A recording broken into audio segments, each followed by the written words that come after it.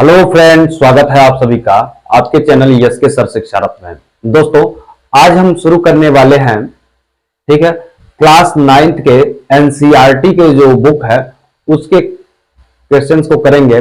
हम डेली शाम 7 बजे आपके लिए क्लास लेकर के आने वाले हैं, ठीक है। डेली शाम 7 बजे क्लास 9th की मैथ की क्लास हम आपको लेकर के जो है डेली पढ़ाने वाले हैं। तो 9th के जितने भी बच्चे हैं इससे जुड़े, और 10th की भी क्लासेस जल्दी ही शुरू होने वाली है, उसका टाइम भी बता देंगे। और फर्स्ट ईयर और इंटर की भी मैथ के सारे पेपर हम इस चैनल पर कराने वाले हैं, ठीक है दोस्तों। तो आइए शुरू करते हैं आज की क्लास को। हम एनसीईआरटी बुक को ही पढ़ाएंगे, बाद में समय बचता है तो देखते हैं अन्य प्रकाशन को भी पढ़ाया जाएगा, ठीक है। लेकिन एनसीईआरटी मेन है, वही से क्वेश्चंस बनते हैं। तो इन सारी चीजों को ध्यान में रखते हुए आपको सारी चीजें अच्छे से तैयार की गई हैं और उसको आपके सामने रखा जाएगा। आइए शुरू करते हैं। इस वीडियो में हम पढ़ेंगे 1.1 और 1.2 के बारे में, ठीक है।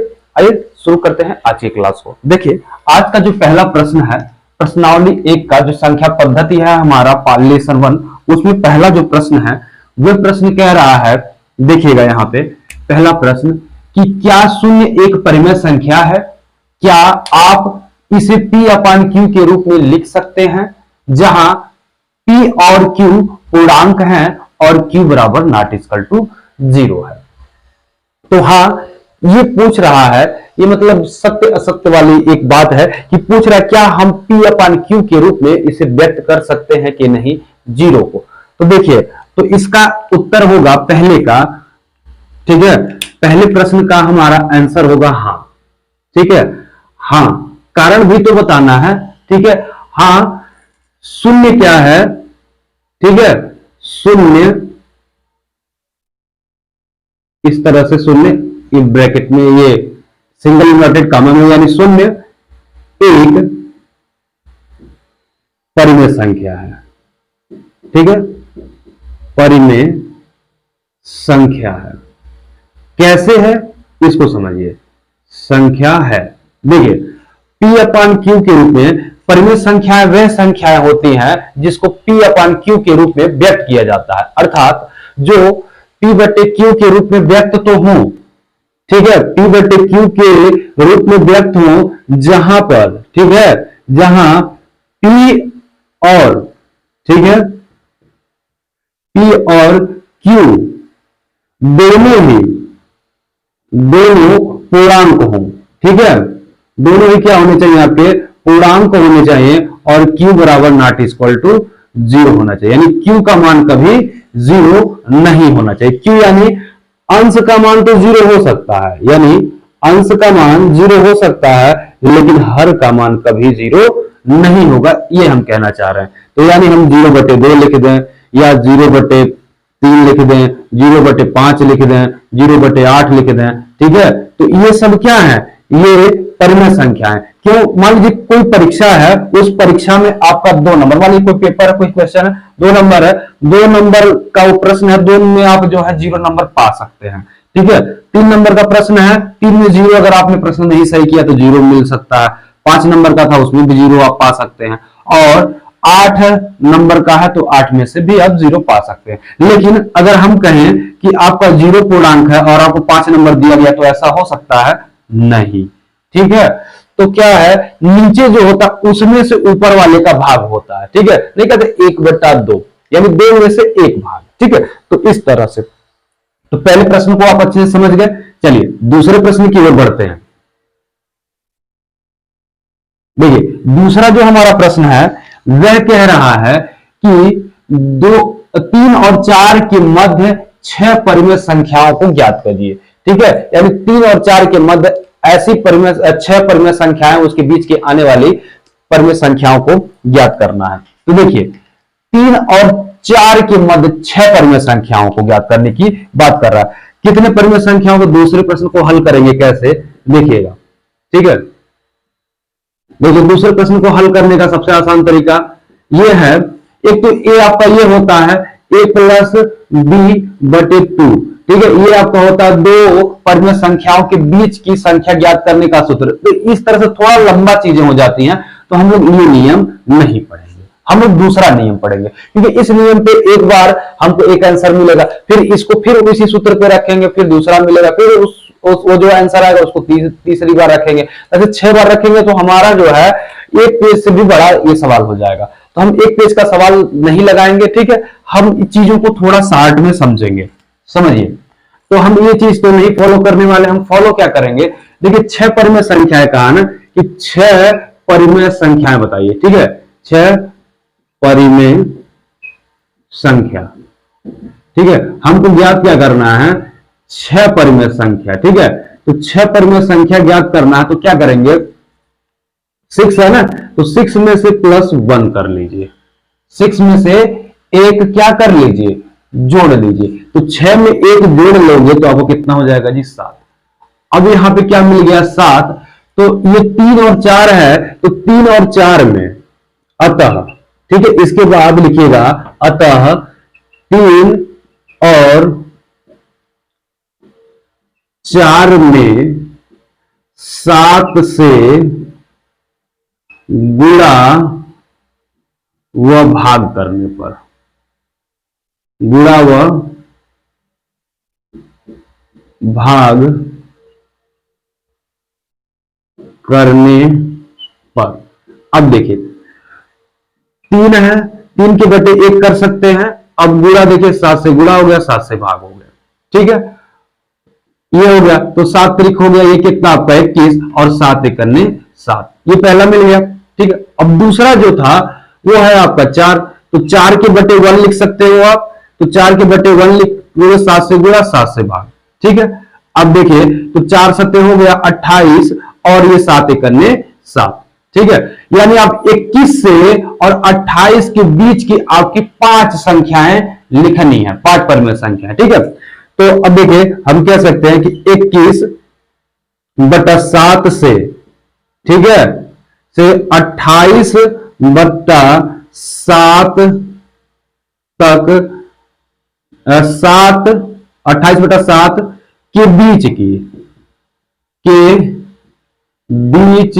कितनी संख्याएं ज्ञात करनी है, 6 परिमेय संख्या, 6 परिमेय संख्या क्या होगी, तो देखिए 21 है तो 21 के बाद क्या आएगा जी, 22, बीच है ना, तो इसको छोड़ देना, 21 को छोड़ देना है और 28 को छोड़ देना, तो 22/7, 23/7, ठीक है, 24/7 और 25/7 और 26/7 और 27/7, ठीक है, 27/7 हो गया कि नहीं हो गया, देखिए 1 2 3 4 5 6 परिमेय संख्या होगी, ये आपका करेक्ट आंसर हो गया, ठीक है। हमने 2 प्रश्नों को कर लिया, तीसरा प्रश्न क्या कह रहा है, समझिएगा, तीसरा प्रश्न कह रहा है कि 3/5 और 4/5 के बीच की 5 परिमेय संख्याएं ज्ञात कीजिए, ठीक है। अब देखिए इसमें हर समान है, ठीक है, हर समान कितनी संख्याएं कह रहा है, 5, ठीक है, तो 5 कह रहा है, अगर हर समान नहीं होता तो हम एलसीएम ले लेते हैं, जैसे यहां पे 1 से इसलिए इसमें 1 जोड़ दिए थे क्योंकि यहां पे एलसीएम क्या था, इन दोनों का बटे 1 करते तो एलसीएम हमारा 1 ही आता। तो देखिए तो यहां पे इसको हल करने के लिए क्या करेंगे, हल करने के लिए देखिए 5 है ना, तो 5 को +1 कर लीजिए, 5 और 1 कितना हो गया, 6 हो गया। 5 परिमेय संख्याएं ज्ञात करनी है, कितनी यहां लिख दे रहे, 5 परिमेय संख्या, ठीक है, 5 परिमेय संख्या पूरा 1 6 कर लिए। अब देखिए परिमेय संख्या क्या है, 3/5 और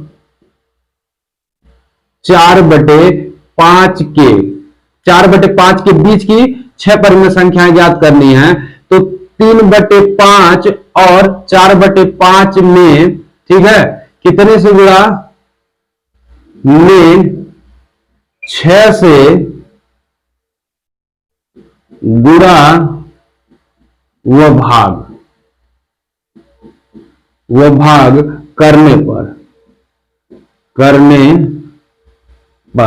अब चलिए 3/5 गुणे 6 से गुणा 6 से भाग, तो 6 त्रिक हो गया कितना, 18 और 5 छक्का 30, ठीक है, ये हो गया।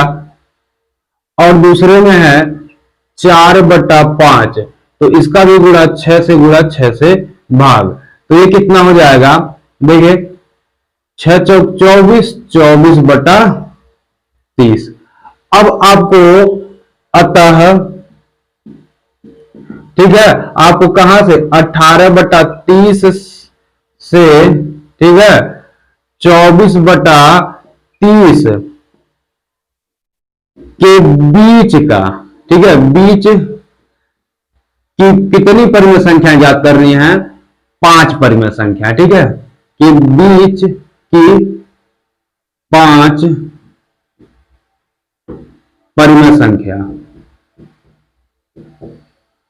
परिमेय संख्या, देखिए 5 परिमेय संख्या क्या है। अब 18/30 को छोड़ दीजिए और 24/30 को, 18 के बाद यानी 19/30, क्या हो गया 19/30, 19 के बाद 20/30, 20 के बाद 21/30 और फिर उसके बाद 22/30 और उसके बाद 23/30। ये आपका आंसर नहीं है, क्यों, क्योंकि ये भी कट सकता है। देखिए 19/30 तो कटेगा नहीं, 19/30 तो किसी से कटेगा, ऐसे संख्या से काटना है जो अंश और हर दोनों को बराबर में काटे। ऐसा नहीं है कि किसी कोई एक कट रहा है दूसरा नहीं कट रहा है तो गलत हो जाएगा। ये देखिए 0 से 0 कट गया, ये हो गया 2/3, ठीक है, ये कट जाएगा कितने से, 3 7 21 और 3 दहाई में 30, ठीक है, यानी 7/10। ओके, ये कटेगा जी, 2 से ये कट जाएगा कितने बार, 15 बार में, और 2 से ये कट जाएगा 11 बार में, 11/15, ठीक है, और ये 23 तो कटने वाला नहीं है, 23/30, तो ये आपका करेक्ट आंसर हो जाएगा, ठीक है, ये आपका क्या हो गया, आंसर हो गया, ठीक है। तो ये आपने तीसरा प्रश्न भी कर लिया, आई होप समझ में आया होगा। चलिए इसका स्क्रीनशॉट लीजिए, आगे बढ़ते हैं हम।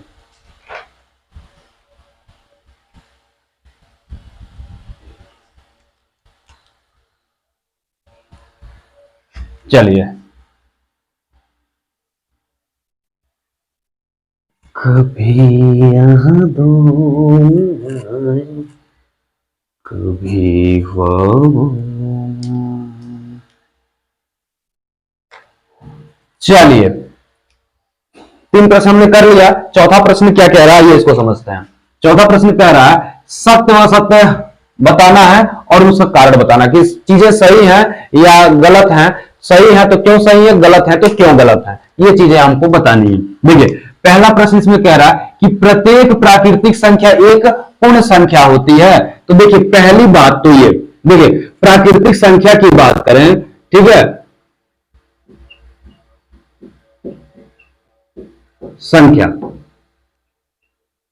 ठीक है, प्राकृतिक संख्या का मतलब क्या होगा, 1 2, ठीक है, 3 4, ठीक है, ये सब क्या है, ऐसे अनंत तक जाने वाली, यानी एक से वह संख्या जो एक से आरंभ होकर अनंत तक जाती है वह संख्या होती है आपकी प्राकृतिक संख्या, ठीक है। ये हो गई हमारी प्राकृतिक संख्या। अगर इसमें हम 0 और मिला लें, क्या कर दें, 0 और मिला लें, 0 क्या है हमारी पूर्ण संख्या है, ठीक है, पूर्ण संख्या है, तो वो हमारी हो जाएगी क्या, पूर्ण संख्या। जब प्राकृतिक संख्या में 0 समाहित कर लिया जाता है, संग्रहित कर लिया जाता है, तो हमारी हो जाती है वो पूर्ण संख्या, ठीक है। तो अब देखिए ये कहा क्या है कि प्रत्येक प्राकृतिक संख्या क्या पूर्ण संख्या है, हाँ तो सत्य है, क्योंकि प्राकृतिक संख्या क्या होती है, हर वो प्राकृतिक संख्या पूर्ण संख्या है, ठीक है। 0 से स्टार्ट होकर के कितनी भी आगे तक चलिएगा यानी प्राकृतिक संख्या, ये सब क्या है, पूर्ण संख्या है, तो ये सत्य कह रहा है। क्यों, क्योंकि हर प्राकृतिक संख्या है एक पूर्ण संख्या के रूप में होती है। यहां देखिए इसका मतलब, इस ग्राफ का मतलब आप समझ रहे हैं कि प्राकृतिक संख्या जो है पूर्ण संख्या के में संग्रहित है, ठीक है, यानी ये दोनों एक दूसरे से मिले हुए। देखिए यहाँ पे यानी 0 जो है ये पूर्ण है, ये टोटल पूर्ण संख्या है। अगर 0 भी मिला दिए प्राकृतिक संख्या मिला तो क्या रहती है, पूर्ण संख्या हो जाती है, यानी सभी प्राकृतिक संख्याएं क्या है, पूर्ण संख्या है, ठीक है, बस समझ गए।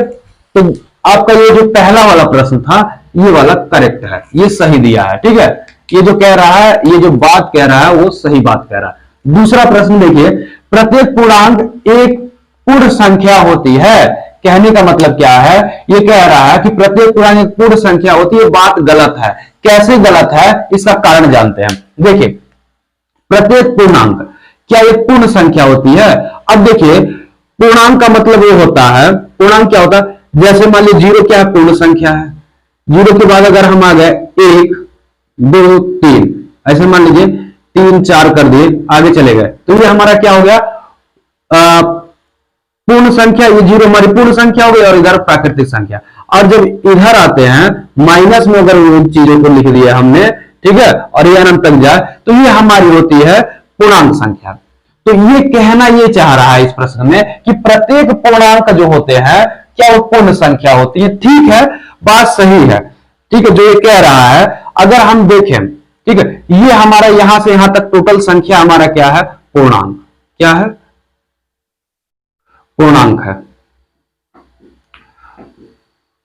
पूर्णांक संख्या है। लेकिन यहां से, अब देखिए यहां से जो यहां तक का है ये हमारा पूर्ण संख्या है। क्या है, पूर्ण संख्या। ठीक है, यानी पूर्ण संख्या ये है हमारा 0 1 2 3 4 से लेकर के अनंत तक जो जा रही है वो हमारा पूर्ण संख्या। तो ये कह रहा है क्या सभी पूर्णांक पूर्ण संख्या होते हैं? पूर्णांक में तो आपके माइनस वाले भी तो नंबर्स आते हैं, माइनस वाले नंबर आते हैं, यानी ऋणात्मक मान भी पूर्णांक में आता है। और जो, लेकिन पूर्ण संख्या में माइनस का कोई कार्य नहीं होता है, यानी माइनस वाली संख्याएं क्या है, पूर्ण संख्या नहीं है। इसलिए ऑप्शन गलत है। क्यों? क्योंकि कहा क्या है कि सभी पूर्णांक क्या पूर्ण संख्या होते हैं? नहीं, माइनस भी तो पूर्णांक होता है, पूर्णांक होते हैं पूर्ण संख्या, लेकिन सभी पूर्णांक नहीं होते। देखिए यहां से यहां तक जो पूर्णांक है, यानी धनात्मक पूर्णांक जो है वो तो पूर्ण संख्या है, लेकिन ऋणात्मक जो पूर्णांक है वो पूर्ण संख्या नहीं है। बात समझ गए? इसलिए ये ऑप्शन गलत है। तीसरा जो प्रश्न कह रहा है कि प्रत्येक परिमेय संख्या का एक पूर्ण संख्या होती है। ठीक है, चलिए इसको मिटाते हैं।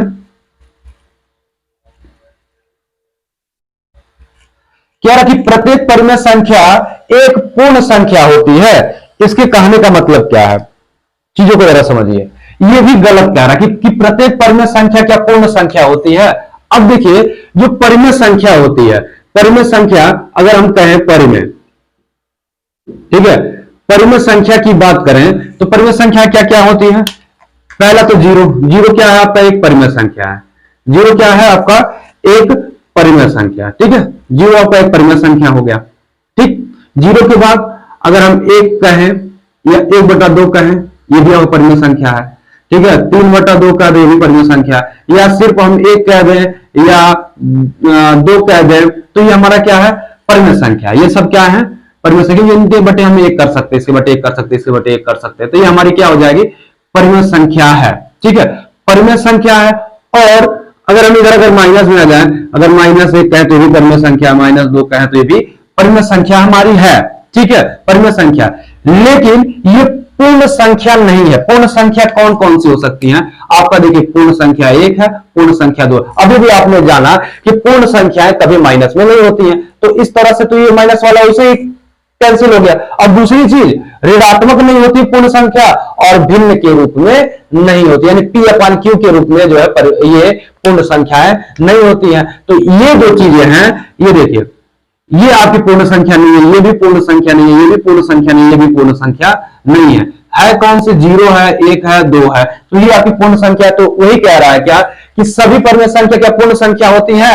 नहीं, तो ये भी बात गलत कह रहा है। ठीक है, तो ये चीजें आप समझ गए, इन सारी चीजों को भी। इसलिए क्योंकि पूर्णांक जो पूर्ण संख्याएं होती हैं, वे हमारी जो पूर्ण संख्या होती है वो परिमेय संख्याएं नहीं होती, यानी P/Q के रूप में पूर्ण संख्याओं को नहीं लिखा जाता। ठीक है, तो हमारा 1.1 समाप्त हुआ। 1.2 भी हम इसी वीडियो में पढ़ेंगे। चलिए शुरू करते हैं 1.2। इसमें भी देखिए 1.2 में भी सत्य असत्य बताना है। देखिए प्रश्न क्या कह रहा है कि सत्य व असत्य बताइए, कारण सहित इसमें भी बताना है। कह रहा कि प्रत्येक अपरिमेय संख्या एक वास्तविक, ठीक है, संख्या होती है, तो सत्य कह रहा है। ये बात जो है ये सही कह रहा है। ऐसा कैसे? देखिए बात को समझिए। जो वास्तविक हमारी संख्या होती है, ठीक है, वास्तविक संख्या,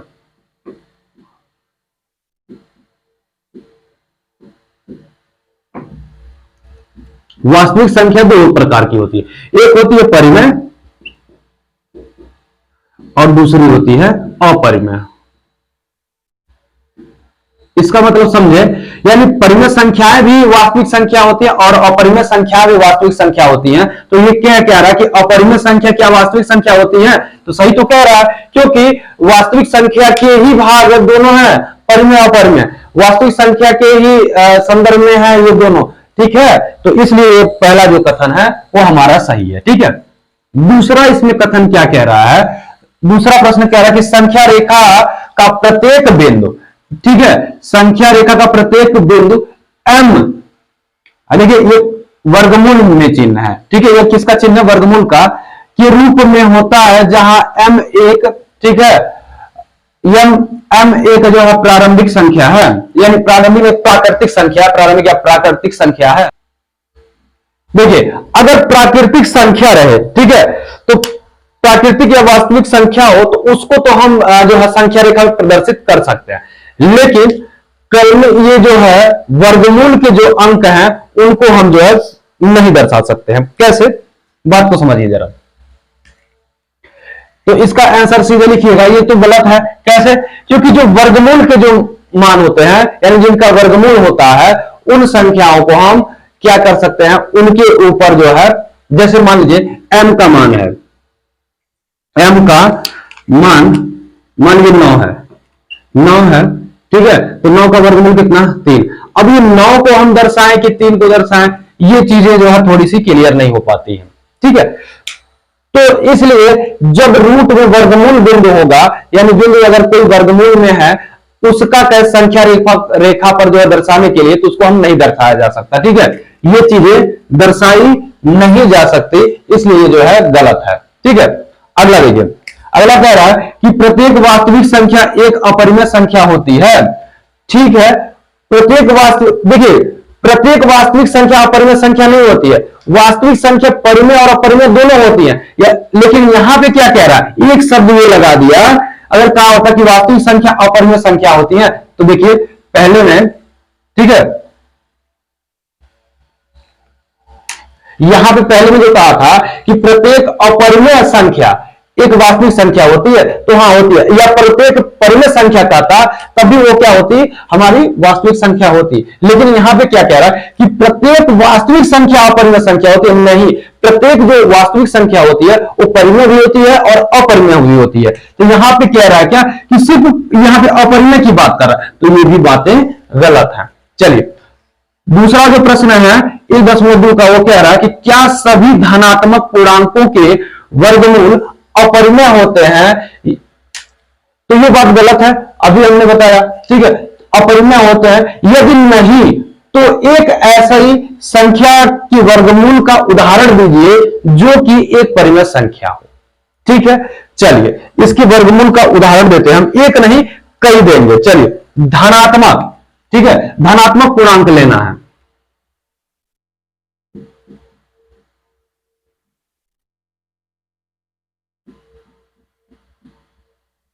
धनात्मक पूर्णांक में ऐसी संख्याओं को लेना है जिसका वर्गमूल निकले। वर्गमूल जैसे हमने संख्या ले लिया, धनात्मक पूर्णांक यहां लिख दे रहे हैं संख्या, धनात्मक पूर्णांक संख्या। देखिए धनात्मक पूर्णांक संख्या में हमने ले लिया कितना, 4 ले लिया, 4 के बाद देखिए 4 ले लिए, 4 के बाद हमने ले लिया 9, ठीक है, 9 के बाद हम ले लिए मान लीजिए 16 ले लिए, ठीक है। इस तरह से कोई भी संख्या आप ले सकते हैं, 16 ले लिए, ठीक है, 25 ले लिए, 36 ले लिए, ठीक है, 49 ले लिए। अब इसका देखिए अगर इसका हम वर्गमूल निकालें, ठीक है, वर्गमूल क्या वर्गमूल निकलेगा, ठीक है, तो ये देखिए सब धन पूर्णांक है कि नहीं है, सब धन पूर्णांक है। 4 का वर्गमूल कितना 2, 9 का वर्गमूल कितना 3, ठीक है, 16 का वर्गमूल कितना 4, 25 का वर्गमूल कितना 5, ठीक है, 36 का वर्गमूल कितना 6 और 49 का वर्गमूल कितना 7। तो एक का हमने जो है आपको इतने सारे एग्जांपल्स बता दिए, ठीक है, ऐसी संख्याओं को ले लीजिए जिनका वर्गमूल निकलता हो। तो ये कह रहा है कि धनात्मक जो परिमेय संख्या होती है, क्या उसका धनात्मक जो है उसका क्या वर्गमूल निकलता है? तो देखिए यहाँ पे निकल रहा है, और इसको पी अप क्यू के रूप में यानी परिमेय संख्या के रूप में भी दर्शा सकते हैं। देखिए 2 है तो 2 के बटे 1 कर सकते हो ना, इसके बटे 1 कर दो, परिमेय संख्या हो गया। ये सब परिमेय संख्या है, ठीक है, बटे 1 कर सकते हो कि नहीं कर सकते हो। लिखो या ना लिखो किसी भी चीज के नीचे, तो भी वहां पे कोई भी ठीक है अंक है, अगर उसके नीचे कुछ भी नहीं लिखा है तो उसका मतलब उसके नीचे एक है। ठीक है, तो दूसरा प्रश्न ये आपको समझ में आ गया होगा। चलिए अगले प्रश्न की ओर बढ़ते हैं। अगला हमारा प्रश्न है तीसरा, जो आज का लास्ट प्रश्न है। कह रहा है कि दिखाइए कि संख्या रेखा पर √5 को किस प्रकार निरूपित। जैसे मान लीजिए हमने संख्या रेखा दे दिया यहां पर, ठीक है, इधर दे दिया हमने y, इधर दे दिया हमने x, नाम दे दिया। यहां पे हमने लिख दिया 0 दर्शा दिया। ठीक है, 0 के बाद इधर जाएंगे तो 1 2 3 4 ऐसे, इधर जाएगा प्लस होगा, इधर -1 -2 -3। ठीक है, इधर इधर माइनस का हो जाएगा। अब हमको दर्शाना क्या है, 5। मान लीजिए 5 है तो 5 तो है, 5 को हम तोड़ किस में सकते हैं, 4 + 1 में तोड़ सकते हैं, नहीं तोड़ सकते हैं। तो 4 + 1 में यानी 4 का वर्गमूल कितना, 2। अगर देखिए सिद्ध करना है तो यहां 0 से अगर हम ले जाए यहाँ पे 2, ये देखिए ये हमारा क्या बन गया, एक तरह से इसका नाम दे दिया A, इसका नाम दे दिए B और इसका नाम दे दिए C। ठीक है, इसका नाम दे दिए C दे दिए। अब चलिए देखिए यहां पे इसका मान तो पहले से दिया है √5, तो √5 दिया है, इसके बटे 1 कर सकते हैं, तो 1 करेंगे तो ये यहां हो गया। ठीक है, क्या हो गया, कर्ण बटा आधार हो गया। तो ये हो गया पाइथागोरस प्रमेय से अगर निकालें, पाइथागोरस प्रमेय, प्रमेय द्वारा, ये पाइथागोरस प्रमेय द्वारा अगर देखें तो ये क्या होगा, AC का स्क्वायर, ठीक है ये वाला AC का स्क्वायर बराबर इन दोनों का योग होता है, यानी कर्ण का जो मान होता है वो आधार और लंब के वर्गों के योग के बराबर होता है, यानी AB का स्क्वायर प्लस BC का स्क्वायर। अब देखिए इसका मान तो √5 है, √5 का स्क्वायर, इसका मान तो 1 है। अब इसका मान देखना था यहां से यहां तक, ठीक है, आई प्लस BC का स्क्वायर। अरे देखिए 1 है, इसका वर्ग करोगे तो केवल 5 होगा, क्योंकि करणी में जब है, करणी में 5 का गुणा फिर करणी में 5 से करेंगे तो करणी करणी समाप्त हो जाती है, आंसर क्या मिलेगा, केवल 5। ठीक है, बात समझ गया, तो केवल 5 मिलेगा। तो यहां पे आपको केवल 5 मिला, और ये 1 का वर्ग करोगे 1 ही, इधर आएगा तो माइनस का हो जाएगा, ये प्लस में इधर इधर आएगा तो माइनस, BC का स्क्वायर, BC स्क्वायर। अब देखिए 5 में से 1 गया, कितना बचा जी, 4 यानी BC स्क्वायर है, तो हमको BC का सिर्फ मान ज्ञात करना ना, यानी यहां से यहां तक का मान ज्ञात करना है। तो यहां से यहां तक कहां तक हम गिराए हैं उस रेखा को, तो देखिए तो ये जो है BC का मान हमको ज्ञात करना है। चलिए ज्ञात करते हैं, तो BC का जो स्क्वायर है तो इस पर रूट लग जाएगा, यानी यहां का वर्ग हटाएंगे, यानी BC बराबर, तो ये 4 पर रूट लग जाएगा, 4 का रूट मतलब 2 वर्गमूल, 4 का वर्गमूल कितना, 2, तो यहां 0 से ये आपका आ गया 2 तक। तो इस तरह से हम इसको संख्या रेखा पर दर्शा सकते हैं। ठीक है दोस्तों, तो आई होप आपको वीडियो पसंद आया होगा, तो चैनल को लाइक करें, सब्सक्राइब करें और दोस्तों में शेयर करें। ठीक है दोस्तों, डेली 7 बजे क्लास 9 का आपका आएगा, फिर उसके बाद 8 बजे आपका आएगा क्लास 10 का। ठीक है, तो जुड़िए इससे, मिलते हैं नेक्स्ट वीडियो में।